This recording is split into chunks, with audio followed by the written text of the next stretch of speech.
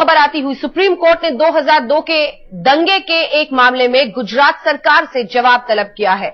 Court ने दंगे में टूटे धार्मिक स्थलों पर सरकार के रवैये की आलोचना की है। कोर्ट ने गुजरात सरकार से पूछा है कि अगर सुनामी से धार्मिक स्थलों को नुकसान पहुंचता तो क्या सरकार मुआवजा नहीं देती। दरअसल गुजरात हाईकोर्ट के फैसले के खिलाफ गुजरात सरकार ने अपील की थी। उसकी दलील थी कि सेक्युलर सरकार होने के नाते वो इसके लिए पैसे नहीं खर्च कर सकती। इस मामले की अगली सुनवाई 30 जुलाई को होगी। कोर्ट ने इस मामले में गुजरात सरकार से सर्वे रिपोर्ट मांगी है। गुजरात दंगा में सुप्रीम कोर्ट की सख्त टिप्पणी, जिसमें सवाल सीधे सरकार से कि क्या अगर सुनामी में इस तरह का नुकसान धार्मिक स्थलों को होता तो क्या सरकार उसकी भरपाई नहीं करती, उसका मुआवजा नहीं देती।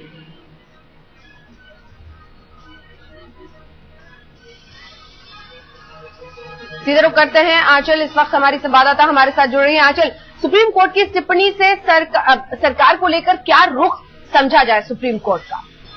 देखिए, प्रथम दृष्टया अंजना, कोर्ट ने ये कहने की कोशिश की है कि जहां तक ये मुद्दा आता है कि 2002 में जो दंगों से जो तमाम रिलीजियस श्राइन्स थी वो डैमेज हुई, उसको लेकर जब सरकार बार बार कोर्ट के सामने अपील कर रही है और हाईकोर्ट के फैसले को रोक लगाने की कोशिश कर रही है, ऐसे में सुप्रीम कोर्ट ने अपनी प्रथम दृष्टया टिप्पणी दी है। कोर्ट ने कहा है कि आप संविधान की बात तो कर रहे हैं कि संविधान के तहत हमारा एक सेकुलर स्टेट है और आप किसी एक मजहब की कोई भी श्राइन्स हो रिलीजियस उसको नहीं कॉम्पनसेट कर सकते, लेकिन ये बात बताइए कि अगर सुनामी से ऐसा कुछ होता तो आप नहीं करते, जिसको लेकर सरकार ने खुद कहा कि देखिए हम घरों को प्रोटेक्ट कर लेते हैं, हम लोगों को प्रोटेक्ट कर लेते हैं, उनके रिहैबिलिटेशन के लिए देते हैं, लेकिन रिलीजियस प्लेसेस जो हैं वो एक अलग फुटिंग पे है। हालांकि पूरे के पूरे मामले में एडजर्नमेंट हुई है, 30 जुलाई को ये मामला फिर से आएगा, लेकिन गुजरात सरकार से कोर्ट ने साफ साफ कह दिया है कि कितनी सर्वे रिपोर्ट आपने कुछ करवाई है, इंक्वायरी करवाई है, कितने धर्म स्थलों को इस तरह का नुकसान पहुंचा, कितना नुकसान पहुंचा, ये सारा का सारा ब्यौरा सुप्रीम कोर्ट ने मांगा है। और कहीं ना कहीं अपना प्रथम दृष्टया, हम आगे तो नहीं कह सकते, लेकिन प्रथम दृष्टया रुख जरूर कोर्ट ने दे दिया है। कोर्ट ने ये कहा है कि आप एक स्लिपरी विकेट पे हैं, स्लिपरी ग्राउंड पे हैं, इस तरह से अगर आप संविधान की बात करें, और क्योंकि संविधान के तहत जब ये बात की जाती है कि किसी भी रिलीजन को प्रोटेक्ट नहीं किया जा सकता, लेकिन साथ ही साथ ये भी कहा जाता है कि हर रिलीजन यहाँ पर फल सकता है, पनप सकता है, फूल सकता है।